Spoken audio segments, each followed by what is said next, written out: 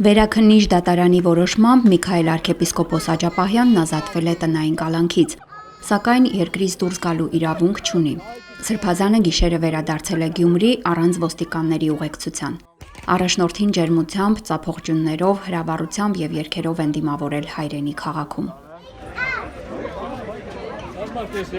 Շիրակի թեմի հոգևորականներն ու հավատացյալներն առաջնորդարանում շարականների երգեցողությամբ են ընդունել Սրբազանին։ Միքայել Սրբազանին 2 տարով ազատազրկելու առաջին ատյանի դատարանի որոշումը հունիսի 25-ին բեկանել է վերաքննիչը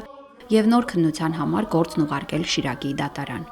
Նախքան Գյումրի վերադառնալը Միքայել Սրբազանը նախ մասնակցել է Բագրատ Սրբազանի դատին,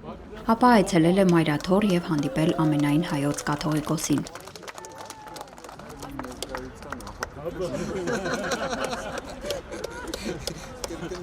Սրանչելի օրեր եմ ունեցել, հանգստացել եմ բանդում, հոգսերից, մտահոգություններից։ Ես եկեղեցական ծառայությունը հանգիստ չի, ամենօրյա մտահոգություն է։ Իսկ երբ քեզ բանդարգում են, ես զրկում են մտահոգությունից, քեզ ինչ է մնում անելու։ Աղոթել, ընթերցել։ Միքայել Սրբազանը նշել է, որ գործող իշխանության հանդեպ իր վերաբերմունքը չի փոխվել։